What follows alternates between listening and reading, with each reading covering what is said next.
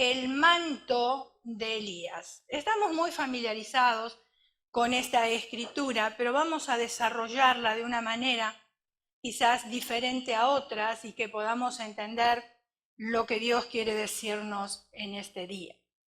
Segunda de Reyes, capítulo 2, ahí nos relata o contiene el pasaje más espectacular de todo el Antiguo Testamento. Nos cuenta la historia milagrosa del envejecido profeta Elías. ¿Cuántos conocen a Elías?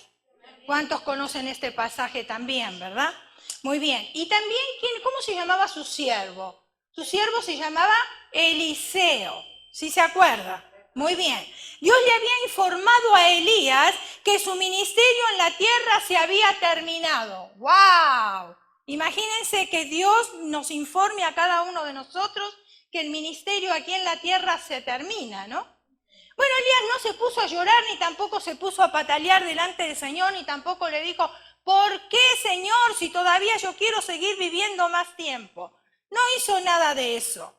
Elías estaba por cruzar el río Jordán y por ir a un lugar donde un torbellino lo iba a levantar a él y lo iba a trasladar a la gloria. Conocemos muy bien ese pasaje. Cuando el viejo profeta pasó por el último día en la tierra, decidió visitar las ciudades de Betel y la ciudad de Jericó.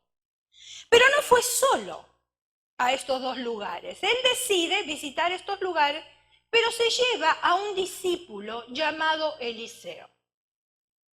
Lo que yo veo esto como un viaje de enseñanza. O sea, que Elías estaba formando un Timoteo. ¿Se acuerda que estuvimos hablando en otras clases? Que cada uno de nosotros que tenemos un ministerio necesitamos formar un Timoteo. Porque si un día nosotros no estamos, entonces Timoteo sigue, ¿sí me está entendiendo? El discípulo puede seguir el mismo ministerio y la obra de Dios siempre sigue adelante. Y esto fue lo que hizo Elías con Eliseo. Ahora, después de visitar ambas ciudades, ellos llegaron a la orilla del río Jordán. Elías se quitó el manto que era una ancha prenda y una prenda suelta que él vestía constantemente. Y nos dice el manual de instrucciones, nos relata a nosotros lo que sucedió. Y vamos a ver en Segunda de Reyes capítulo 2, versículo del 8 al 10. Y dice así la bella, la hermosa y la inalterable palabra de Dios. Tomando entonces Elías su manto, lo dobló y golpeó las aguas, las cuales se apartaron a uno y a otro lado, y pasaron ambos por seco. Cuando habían pasado, Elías dijo a Eliseo, pide lo que quieres que haga por ti. Escuche bien, porque esto es importante. Antes que yo sea quitado de ti. Y dijo Eliseo, te ruego que una doble porción de tu espíritu sea sobre mí. Una doble porción de tu espíritu sea sobre mí. Pero ¿por qué estaba haciendo esta petición este discípulo? Porque había caminado con su maestro y había visto los milagros, conocía muy bien quién era. Entonces dice, bueno, antes de que tú te vayas, de lo que tú tienes, yo lo quiero. Y así tendrían que ser los Timoteos que nosotros formamos, ¿no es cierto?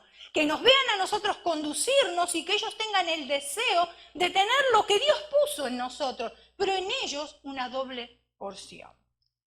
Entonces continúa diciendo ahí el versículo 10.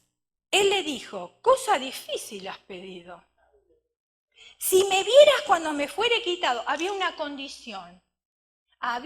condición aquí. ¿Se le podía dar la doble porción? Sí, pero la condición ¿cuál era? Que tenía que verlo cuando él era quitado. ¡Wow! Ahora díganme, si hay un Timoteo, yo soy Timoteo y tengo un maestro, y ese maestro me dice a mí, bueno, vas a recibir la doble porción, lo que Dios me dio a mí, pero bueno, me tienes que ver cuando yo soy levantado. ¿Qué haría yo? Bueno, yo lo primero que haría, no iría ni al baño, ni me bañaría, ni comería. ¿Por qué? Porque tendría temor que justo en ese momento que yo no estoy, ahí desaparece. Y entonces la doble porción yo ya no la recibo.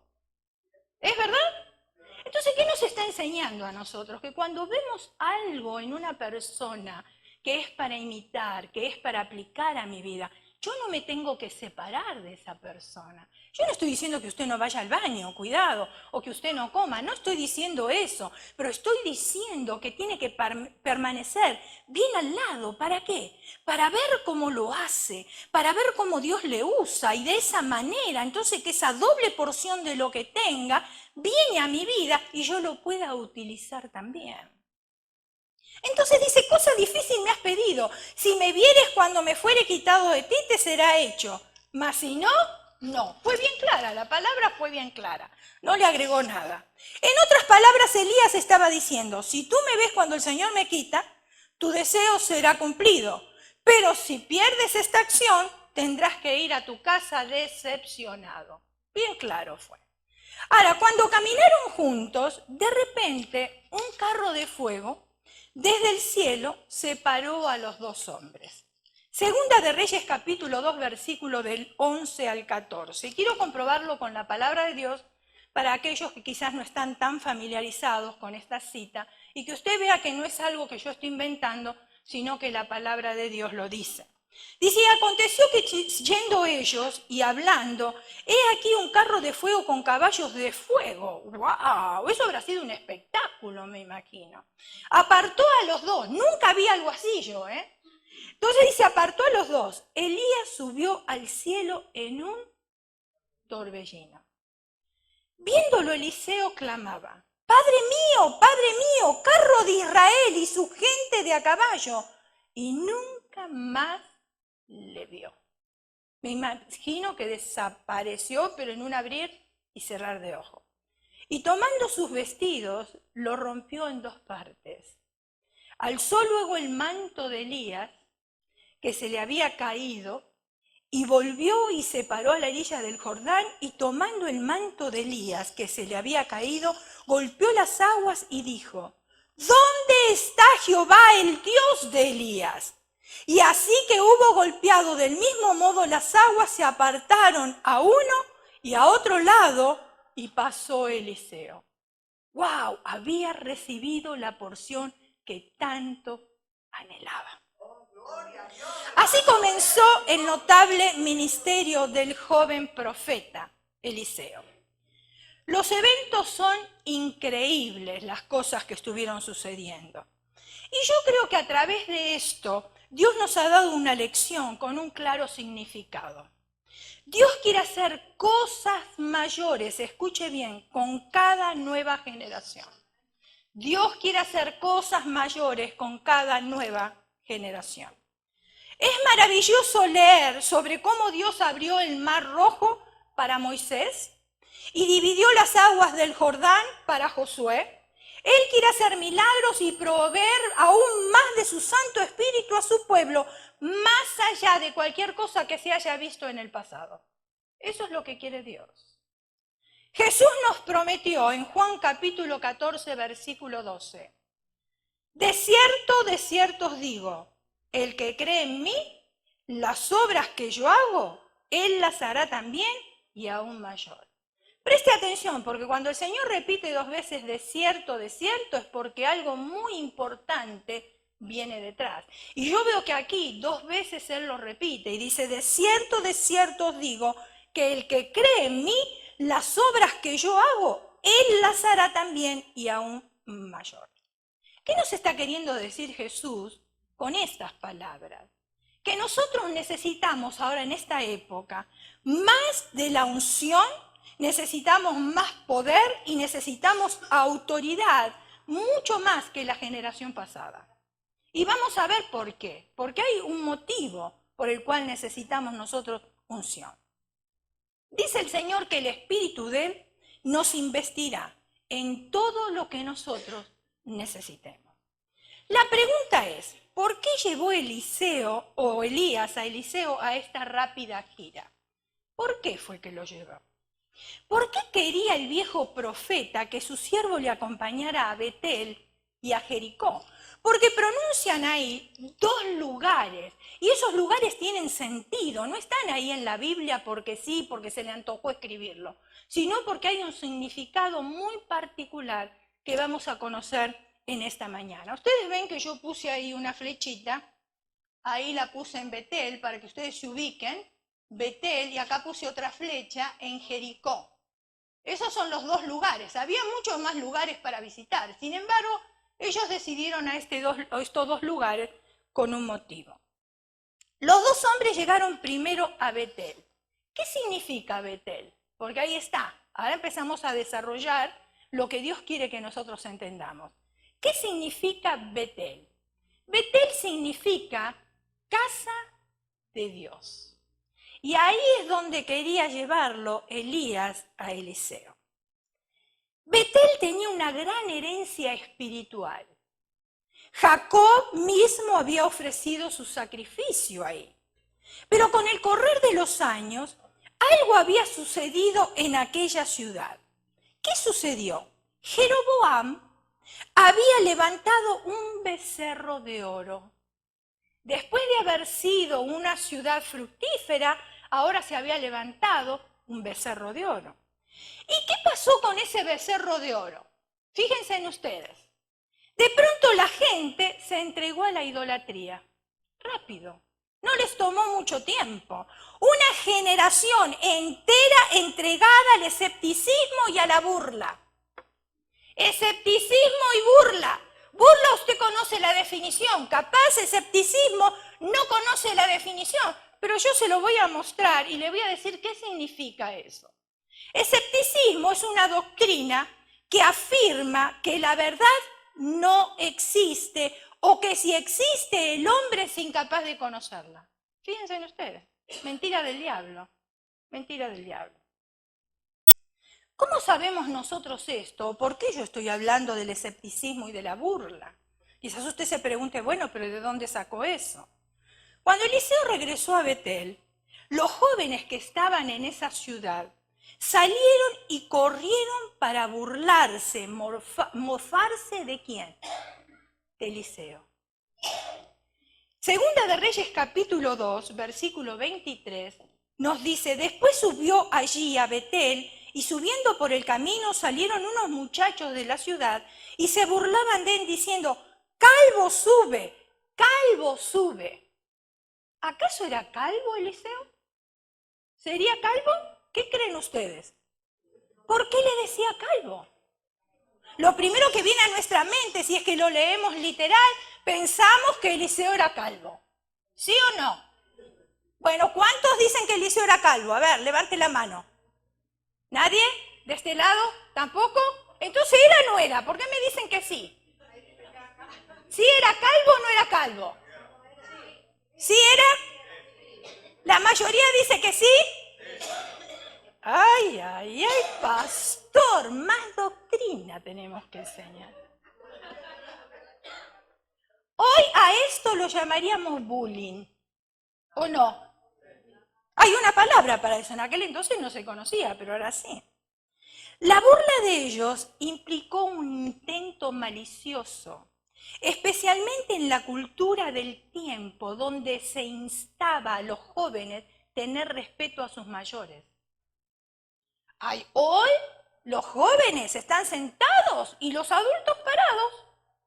Hoy los jóvenes se sirven primero la comida, después se sirven los adultos. En aquel entonces esas cosas no sucedían.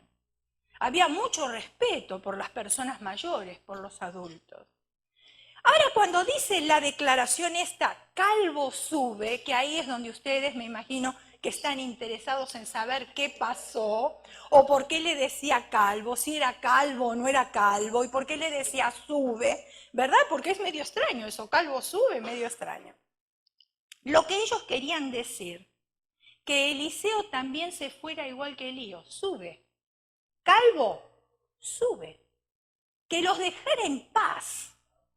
Calvo era considerado en el Oriente como falta de respeto a los superiores, incluso a la persona que tenía cabello, y le decían calvo, era falta de respeto.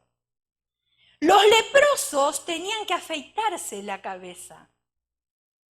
Tal declaración podía ser perfectamente un insulto malicioso.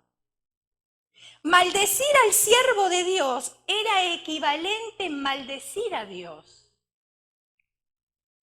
Tenían que tener cuidado con lo que hacían, porque después Dios se manifestaba, y se manifestaba en gran manera. Y yo les voy a mostrar cómo se manifestó Dios después. Entonces ellos fueron castigados, y veamos qué sucedió. Segunda de Reyes capítulo 2, versículo 24. Y mirando él atrás los vio y los maldijo en el nombre de Jehová. Cuando estos jóvenes le gritaban calvo, calvo sube, ahí Eliseo dice que los maldice en el nombre de Jehová. Y usted me va a decir, pero como si era un profeta de Dios, ¿cómo puede que este profeta ahora maldiga? ¿Qué es lo que está pasando? Aquí como que hay algo que no se entiende muy bien, pero déjeme explicárselo y usted va a entender. Dice, y los maldijo en el nombre de Jehová, y salieron 2 osos del monte, y despedazaron de ellos a 42 muchachos. 42 muchachos gritándole, calvo sube, calvo sube, calvo sube. 42, no era uno. 42 muchachos. Pero como Dios estaba con Eliseo, Dios entonces intervino en el asunto para que este pueblo aprendiera a no burlarse, para que este pueblo aprendiera lo que era el verdadero Dios y no se dedicaran al escepticismo. Cuando se dice que Eliseo lo maldijo, mi hermano, no existe ninguna implicación de blasfemia. ¿Ustedes se acuerdan que en el Nuevo Testamento encontramos un pasaje donde Pablo le dice que sea entregado a Satanás? Si lo leemos literalmente decimos, pero ¿cómo puede ser? El apóstol Pablo, un gran apóstol, ahora viene, ¿qué pasó? ¿Estaba enojado? ¿Estaba molesto? ¿Por qué lo entrega a Satanás? Pero no hay que leerlo literalmente. Lo que sucede en el caso del apóstol Pablo era que él quería que Satanás lo zarandeara, como dice la palabra, para que recapacitara a esa persona y se volviera a Dios. No era para que lo maldijera, para que le iría mal, sino para que esa persona siempre recapacite y vuelva a Dios. Ahora cuando acá dice que Eliseo lo maldijo, dije que no existe ninguna implicación de blasfemia, como nuestra palabra moderna lo sugiere, ¿verdad? Ni tampoco fue un desahogo profundo de venganza personal. A veces se les concedió, escuche bien, y estamos hablando de aquel entonces, se les concedió a los santos hombres de Dios la autoridad divina de pronunciar un juicio inminente sobre las personas rebeldes. ¡Wow! Si eso sucedería hoy, ¿cuántos estaríamos acá en la iglesia? Ni uno, creo. Ni uno. Imagínense. También se declara que la maldición de Eliseo sobre ellos fue en el nombre de Jehová. Eso es lo que tenemos que prestar atención. La maldición fue en el nombre de Jehová. Significa nombramiento de autoridad. La tragedia que aconteció a esos muchachos fue obviamente de origen divino. Nada tenía que ver Eliseo con esto, porque Eliseo, un simple hombre, no hubiera podido invocar la presencia de 2 animales salvajes. O sea, tenemos que leer el contexto, el texto, tenemos que leer todo el pasaje para poder entenderlo y no quedarnos solamente en algo que atrajo nuestra atención. Elías mismo había enfrentado burladores, ustedes se acuerdan, los profetas de Baal, etcétera, etcétera, en el Monte Carmelo. Pero él sabía que se necesitaba una fuerza sobrenatural aún mayor para enfrentar esta nueva generación. Y esta joven gente estaba mucho más endurecida e impía que los sacerdotes idólatras de aquel tiempo. Cuando Elías examinó la situación en Betel, él sabía que no estaba listo para levantarse contra los malos espíritus. Betel, que había sido gran herencia espiritual, ahora representa el tipo de una sociedad maligna. Esta generación presente es peor que cualquiera que Elías o Eliseo hayan jamás enfrentado. Estos santos profetas vieron a niños burlándose y blasfemando. Pero los niños de Estados Unidos se están matando el uno al otro. Fíjense en qué generación nosotros nos encontramos y si no necesitamos más poder, más unción y más investidura del Espíritu Santo y una doble porción del Espíritu Santo. Porque estamos en una generación, en una sociedad, en este siglo XXI, donde las cosas están peor que en el pasado. Los jóvenes se están matando uno al otro. Muchachos de 10 años que violan las muchachas de 5. Niños matan sin sentir alguna culpa o arrepentimiento. Hemos escuchado en los medios de comunicación acerca de patricidas y matricidas. Y quizás usted no sepa qué significa esto, la palabra de Dios lo dice. Son asesinos de los padres y asesinos de las madres. Y lo estamos escuchando, no es nada nuevo lo que está sucediendo. Es una generación malvada. Y necesitamos más de la unción porque la iglesia no está haciendo impacto a esta sociedad. Más bien esta sociedad entró a la iglesia.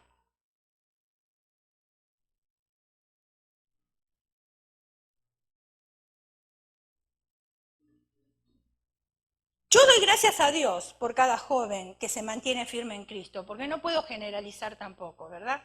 Hay jóvenes que están fervientes por el Señor y gloria a Dios por ello y gracias a Dios por eso.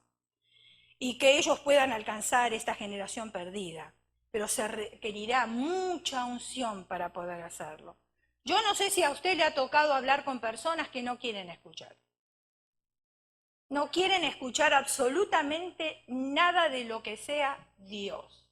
Pero si usted le habla de ir de vacaciones, de ir a tal lugar, de ir de paseo, de que hay de tal película de moda, que hay especiales en los malls, eso sí se escucha. Eso sí prestamos atención. Pero cuando queremos hablar de Dios, la mayoría de las personas, especialmente la juventud, no quiere escuchar hablar de Dios. Porque hablar de Dios es como una religión. Y eso lo hemos presentado yo creo que por muchos años, que fue un error de nosotros mismos, de no presentar a Dios como un Dios personal y no como una religión. Porque nosotros tenemos una relación personal con Dios. No tenemos una religión, que si yo hago esto me tengo que lavar las manos, porque si no me lavo las manos, entonces voy a ser castigado. Que si hago lo otro y si yo no oro de noche, entonces Dios me va a castigar. Y si no leo la Biblia durante el día, Dios se va a enojar conmigo. Y estamos hablando de un Dios religioso. Nosotros tenemos una relación, así como yo tenía una relación con mis padres, como ustedes tenían relaciones con sus padres. Es lo mismo. Nosotros le decimos a Dios aquellas cosas que nos molestan, las cosas que nos gustan, lo que quisiéramos tener, con una libertad, porque Él es nuestro Padre Celestial. Y Él sabe lo que es mejor para cada uno de nosotros. Y Él sabe que para esta generación y para alcanzar esta generación necesitamos nosotros más unción, más poder y una doble porción del Espíritu Santo. Sabemos que este viaje no es por causa de Eliseo solamente, sino para instruir a cada generación. Elías y Eliseo se dirigieron a Jericó. Ahora viene la segunda ciudad.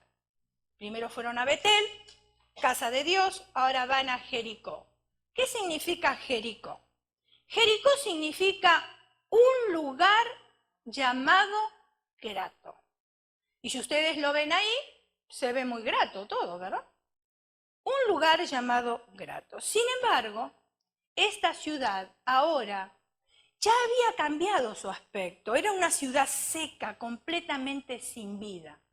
¿Entienden por qué el propósito de llevarla a estas ciudades específicas? ¿Por qué los llevó de viaje a estas ciudades? Había un propósito. Entonces le ministra ahí y ve que esta ciudad que antes era grata, ahora es una ciudad seca, una ciudad sin vida. No había árboles, no había pastizales, no había fruta. ¿Por qué? Porque una corriente de veneno se había infiltrado en el suministro de agua en Jericó. Y todo se había secado. La ciudad representaba una cristiandad muerta, seca, una iglesia que Jesús describe en Apocalipsis de esta manera. Apocalipsis capítulo 3, versículo 1. Yo conozco tus obras, que tienes nombre, que vives y estás muerto. Eso era lo que representaba esa ciudad. Elías había establecido ahí en esa ciudad una escuela de profetas. Tremendo. Él enseñaba. Y aparentemente él y Eliseo visitaron esa escuela. Esta era la generación de ministros que serían enviados por toda Judea e Israel para ministrar a esa sociedad, edificando escuelas, alimentando a los pobres, predicando la palabra de Dios. Pero ellos conocían cómo predicar, conocían cómo darle de comer a los pobres, conocían etcétera, etcétera, pero no conocían el poder, la unción y la autoridad del Espíritu Santo. Ahí estaba la gran diferencia.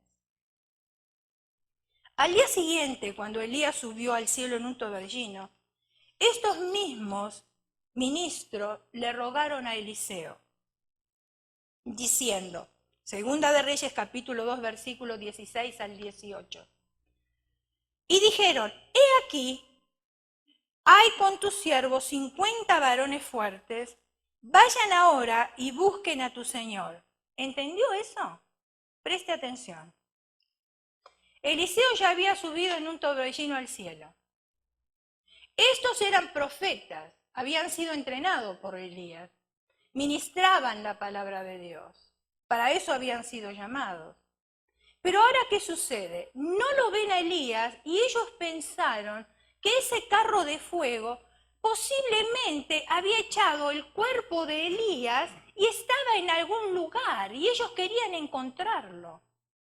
No entendían el Espíritu Santo, no tenían la unción, no entendían las cosas del Espíritu, no las podían entender, estaban buscando lo físico. Entonces dijeron, aquí hay con tus siervos 50 varones fuertes, vayan ahora y busquen a tu Señor, que sería Elías. Quizás lo haya levantado el Espíritu y lo haya echado en algún monte o en algún valle. Y él les dijo, no enviéis. Mas ellos le importunaron hasta que avergonzándose dijo, enviad. Entonces ellos enviaron 50 hombres, los cuales los buscaron 3 días, pero no lo hallaron. ¿Cómo lo iban a hallar? Si nunca había caído en un monte, nunca había caído en ningún lugar. Él estaba ahora en la presencia misma de Dios, no lo iban a encontrar. Pero por desconocer el movimiento del Espíritu Santo, ellos pensaron que sí podían encontrar al profeta. Y cuando, versículo 18, y cuando volvieron a Eliseo, que se había quedado en Jericó, él les dijo, ¿no os dije que no fuerais? Eliseo se lo había advertido, pero ellos no le habían creído, ellos todavía querían seguir buscando. Ellos podían testificar, estos alumnos de la escuela de profetas, podían testificar, podían predicar, podían hablar de milagros, pero no habían experimentado el poder de Dios por sí mismos. La iglesia de hoy ha caído en el mismo lazo, estudiando movimientos y avivamientos pasados. ¿Cómo había movimiento en aquel pasado? Sacamos el ID del pasado, pero Dios quiere hacer cosas nuevas. Dios ya no se mueve más en el pasado. Dios ahora se mueve con cosas nuevas, cosas diferentes. Y estas iglesias que buscan avivamientos pasados, buscan la clave tratando de descubrir métodos para que caiga fuego del cielo, cuando el fuego está dentro de nosotros. Usted tiene el fuego, yo tengo el fuego. ¿Por qué seguimos buscando el fuego en diferentes lugares? ¿Por qué hoy la iglesia de Jesucristo es nómada, buscando fuego en esta iglesia, en la otra, en la campaña, acá, allá y en el otro lado, cuando el fuego está dentro de nosotros? Y no tenemos que seguir buscando nada, porque la palabra de Dios nos enseña a nosotros que los milagros siguen a los que creen. Nosotros no seguimos los milagros van a venir hacia nosotros porque nosotros creemos. Dios le habló a Moisés por medio de la zarza ardiendo. Dios le habló a Moisés por medio de esa zarza y Dios también le habló a Israel. Fue guiada en el desierto y ustedes se acuerdan, los israelitas estaban muy familiarizados con el fuego. Era algo precioso para ellos. Por eso cuando la palabra de Dios en el Nuevo Testamento, que dice...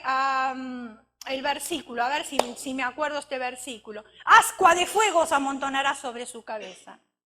Casi siempre interpretamos mal ese versículo, porque lo interpretamos de una manera literal y pensamos que si yo le estoy devolviendo bien a una persona, entonces lo que yo voy a hacer, que ascua de fuego voy a amontonar sobre su cabeza, como que voy a amontonar el mal sobre su cabeza. Y no es así. El fuego era muy valioso para los israelitas y ellos llevaban los carbones, aquellos pedazos de fuego, los llevaban sobre su cabeza. Y cuando pasaba alguien que ellos querían bendecir, le daban un carbón. Y por eso decían, ascua de fuego amontonará sobre su cabeza, pero para bien, no para mal, porque el fuego era muy preciado para ellos. Por eso tenemos que entender la Escritura. Entonces el pueblo de Dios estaba familiarizado con ese fuego. Les guiaba en el desierto con una nube de día y con el fuego los guiaba de noche. El sacrificio de Elías sobre el monte Carmelo fue consumido por el fuego que cayó del cielo. No es que él prendió un fósforo o también raspó dos piedras en aquel entonces, ¿verdad? Porque no había fósforos. No hizo eso, cayó directamente del cielo. Juan el Bautista dijo que venía uno detrás de él que los bautizaría ¿con qué? No los bautizaría con agua, sino con el fuego. Y eso fue el camino que abrió Juan el Bautista. En el día de Pentecostés, donde nació la iglesia, aparecieron lenguas repartidas en fuego sobre los cristianos. El fuego representa la presencia de Dios. El fuego está dentro de nosotros porque la presencia de Dios está dentro de nosotros. Timoteo había sido criado en un hogar cristiano. Se habla de la madre y se habla de la abuela, no se habla del padre, y se cree que el padre no era israelita. Pero la madre y la abuela, Loida y Eunice, fueron de mucha influencia para su vida. Muchísima influencia. Eran mujeres piadosas. Timoteo también había sido enseñado por el apóstol Pablo y estaba trabajando en el ministerio cristiano. Pablo tenía una preocupación por Timoteo, su hijo en la fe, que el fuego de su corazón no comenzara a decaer, que su pasión por Jesucristo no comenzara a morir. Por eso él le advierte, le exhorta en 2 de Timoteo capítulo 1 versículo 6, dice, por lo cual te aconsejo que avives el fuego del don de Dios que está en ti por la imposición de mis manos. Eliseo responde a su mentor de una manera increíble y 3 veces le dice exactamente lo mismo. Segunda de Reyes capítulo 2, versículo 2, versículo 4 y versículo 6. Vive Jehová y vive tu alma que no te dejaré. Vive Jehová y vive tu alma que no te dejaré. Vive Jehová y vive tu alma que no te dejaré. Y esas palabras se lo dijo a su mentor, aquel que le estaba enseñando cómo conducirse en las cosas espirituales, porque había tenido mucha experiencia Elías. Y Eliseo tenía el deseo de tener una doble porción de su Santo Espíritu. Y entonces le dice, yo no te dejaré porque yo quiero recibir eso que tú tienes. Yo quiero estar pegado a ti. Donde tú vas, yo voy. Cuando tú estudias, yo estudio. Cuando tú caminas, yo camino. Cuando tú predicas, yo ahí voy a estar porque yo quiero aprender. Y eso es lo que necesitamos hoy, pegarnos a personas que realmente sean nuestros mentores. No la persona que me caiga bien, porque que nos caigan bien son muchas, pero yo necesito crecer espiritualmente, necesito pegarme a una persona más madura, una persona que me enseñe, porque yo ya no quiero ser más un enano espiritual, quiero seguir creciendo. Y para seguir creciendo me tengo que pegar a alguien que esté más crecido que yo. Porque si yo me pego a alguien que esté menos crecido que yo, entonces cada vez yo voy a menguar más en la fe. Y yo necesito aumentar más en la fe. Necesito crecer más en las cosas del Señor. Y necesito pegarme a aquellas personas que yo veo que Dios está ministrando su vida y que Dios les está ayudando a salir adelante. Eliseo le estaba diciendo a Elías, con estas 3 repeticiones, respeto la fe de mis antepasados y los gigantes espirituales del pasado. Pero Eliseo sabía muy bien que para impactar esa generación en la cual él estaba viviendo, donde había una iglesia seca, muerta, una sociedad seca y muerta, tenía que recibir un toque personal de Dios. Un toque personal de Dios. Hay muchas personas que hablamos del bautismo del Espíritu Santo. Y lo hablamos y lo desconocemos. Si no lo hemos recibido y no tenemos ese toque de parte de Dios, vamos a estar creyendo que el Espíritu Santo era para aquel tiempo y que no es ahora, como muchas veces se nos ha predicado. Y Jesucristo es el mismo de ayer, de hoy y de por los siglos. Y Jesucristo, así como invistió con su Espíritu Santo en aquel entonces, en aquella iglesia, Jesucristo lo sigue haciendo hoy. La diferencia está que aquellos en aquella iglesia se quedaron ahí hasta recibir el fuego del Espíritu Santo, porque querían un toque personal de parte de Dios. No querían un toque en conjunto solamente, sino un toque personal de parte de Dios. Y cuando nosotros nos acercamos delante de la presencia de Dios y pedimos y queremos ese toque, Dios se manifiesta. Dios viene y se hace presente. Yo estaba diciendo justamente esta mañana que en Gadara Dios no pudo hacer ningún milagro. ¿Pero por qué? ¿Porque no era el mismo? No, porque esa gente de Gadara quería que sanara al endemoniado gadareno. Cuando lo vieron en su juicio cabal, tenían temor y le dijeron, ¿sabes qué? Mejor vete de este lugar, en vez de decir, el milagro que has producido en esta persona, yo quiero que produzcas ese milagro en mi vida. Y esa es la iglesia que tenemos hoy. Personas que no les interesan recibir un toque de Dios, porque Dios se manifiesta hoy como se manifestó en el pasado, y Dios se va a manifestar aún hasta que Él nos llame delante de su presencia. Dios quiere hacer algo nuevo y yo necesito experimentar ese toque de parte de Dios. Yo necesito, yo no sé usted, yo no voy a hablar por usted, porque su relación con el Señor es muy personal y yo no voy a juzgarle a usted, pero yo sí necesito un toque de parte de Dios y un toque personal. El mismo deseo de Eliseo debe ser nuestro deseo. Necesito una doble porción de tu Santo Espíritu.